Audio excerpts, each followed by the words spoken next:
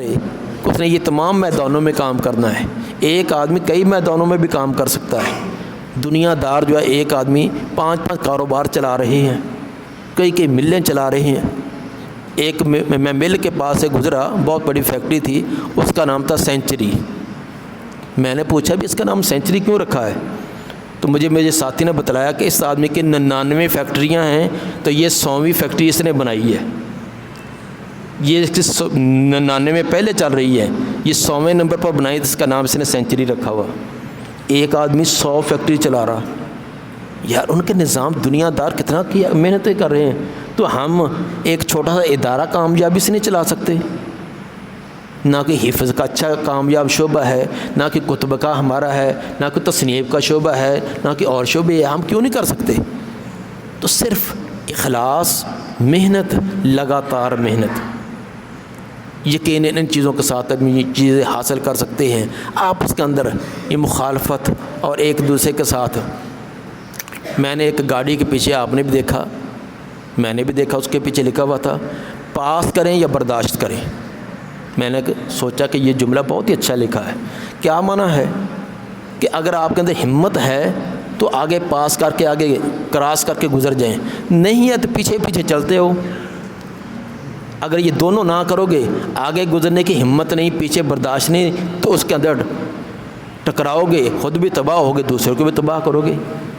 بہت سے طالب علم ایسے ہوتے ہیں، بہت سے علماء بھی ایسے ہوتے ہیں، اتنی ہمت ہے نہیں کہ آگے نکل سکیں، پیچھے رہنا برداشت نہیں ہے، دوسرے سے ٹکرائیں گے، جب ٹکرائیں گے تو جماعت کی تباہی اور بربادی ہوگی۔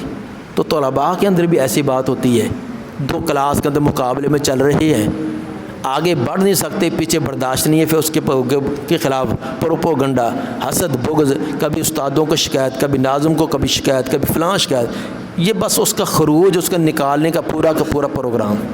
میرے بھائی اس میں مقابلہ، حسد اور بغض کرنے کی کیا ضرورت ہے؟ ایک آدمی رات 12 بجے تک مطالعہ کرتا ہے، آپ 1 بجے تک کرنا شروع کر دیں، آپ اسے ڈبل محنت کریں۔ اگر وہ فرسٹ پوزیشن آپ کے ادارے میں لیتا تو آپ اس سے بھی زیادہ بڑھ سکتے ہیں۔ تو یہ کس محنت، یہ کسی کی جاگیر نہیں ہے، وقت کسی کی جاگیر نہیں ہے۔ یہ بھی آپ نے کئی جگہ جملہ دیکھا ہوگا، وقت کسی کی جاگیر نہیں۔ کیا مطلب؟ اس وقت کو جو بھی آدمی قیمتی بنانا چاہے گا وہ قیمتی بن جائے گا، جو ضائع کرنا چاہے گا اس کا وقت ضائع ہو جائے گا۔ ایک طالب علم 8 سال لگا کر فارغ ہوتا ہے، اس کو کسی مسجد کا امام رکھنے کے لیے کوئی تیار نہیں ہے نا، ایسی بات 8 سال لگائے ہیں، نہ وہ درس دے سکتا ہے، نہ جمعہ کا خطبہ دے سکتا ہے، نہ کسی کتاب کو پڑھا سکتا ہے۔ 8 سال لگائے کسی مسجد کی، دیہات کی مسجد میں رکھنے کے لیے تیار نہیں۔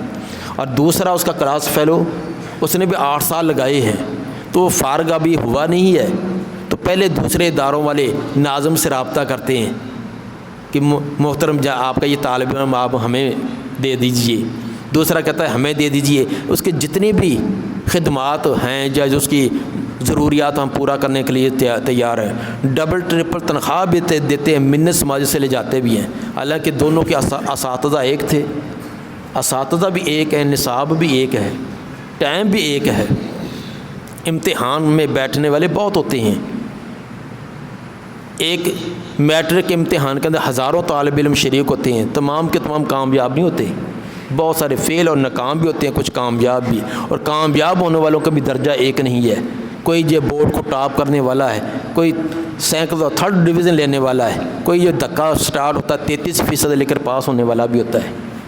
اس لیے محنت کر کے اپنے آپ کو قیمتی بنا سکتے ہیں۔ لوگوں نے بے جان چیزوں پر محنتیں کر کے ان کو قیمتی بنا لیا ہے۔ اب یہ میرے سامنے یہ ٹیبل پڑا ہے، یہ سونے کا ہے، چاندی کا ہے، لکڑی کا ہے۔ اگر اس پر محنت نہ ہوتی تو یہ کسی چولہے میں لگا ہوتا، کسی تندور کی نظر ہو چکا ہوتا، اس کی راکھ بھی نہ ملتی، لیکن اس پر محنت ہوئی ہے، اب یہ میرے سامنے زینت سے پڑا ہوا ہے۔ تو ایک لکڑی پر محنت کر کے لکڑی کو قیمتی بنایا جا سکتا ہے۔ یہ دیکھیں، یہ میک میرے سامنے ہے، یہ کس چیز کا؟ پلاسٹک کا ہے، وہ بھی تو پلاسٹک ہے جو 80 روپے کلو جو بیچا جا رہا ہے، وہ بھی تو پلاسٹک ہے۔ 100 روپے کلو پلاسٹک دکانوں پر بیچا جا رہا ہے، یہ بھی پلاسٹک ہے۔ اس پر محنت ہے، اس کی ہزاروں قیمت ہے۔ جس پر محنت نہیں ہے اس کی کوئی قیمت نہیں ہے۔ ایک پتھر وہ ہے جو ٹیبل کی زینت بنا ہوا ہے، ایک پتھر وہ ہے جو پاؤں کی ٹھوکر بنا ہوا ہے۔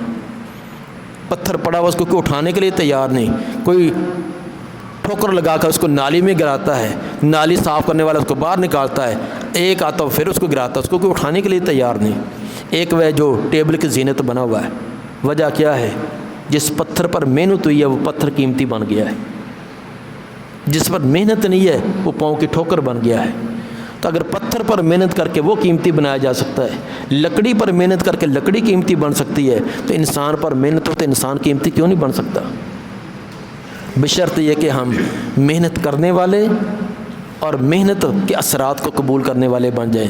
تو اللہ تعالیٰ یہ ہمیں توفیق عطا فرمائے کہ ہم اس میدان کے اندر یہ ایک سنہری موقع یہ دوبارہ نہیں آئے گا۔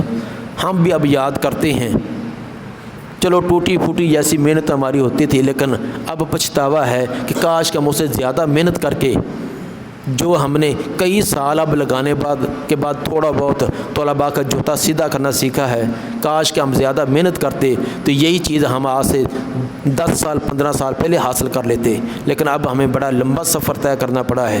اب پتہ نہیں جب تجربات حاصل ہوتے ہیں آگے زندگی سب وفا کرتی ہے یہ نہیں، تو ہم کیوں نہیں وہ پہلے محنت اور کوششیں کر کے وہ تجربات ان سے پہلے گزر کر ایک دنیا کے اندر ایک عظیم کام کریں۔ دنیا والوں نے بڑے حیرت انگیز کام کر لیے، موبائل آپ کی جیب میں ہے، آپ حیران دیکھتے نہیں ہیں؟ ایک چھوٹا سا آلہ ہے، منٹوں سیکنڈوں کے اندر آپ دنیا کے دوسرے کونے سے رابطے کر لیتے ہیں، ان کی تصویریں بھی دیکھ رہے ہیں، ان سے باتیں بھی ہو رہی ہیں۔ یہ بغیر محنت کے ہے؟ اس کے پیچھے بڑی محنت ہے، محنت کے ساتھ۔ تو اگر ہم دین پر محنت کریں تو دین کو ہم دنیا پر غالب کیوں نہیں کر سکتے؟ دوسرے رات ہی مجھے ایک شیخ بتلا رہے تھے کہ فلاں جو جماعت کی وہ کراچی کے اندر ان کی اتنی تعداد ہے، بلکہ انہوں نے بتلائی کہ ایک جماعت کے ان کے 95,000 مسجد و مدارس میں جو پڑھنے والے ہیں وہ 95,000، ایک کی 45,000۔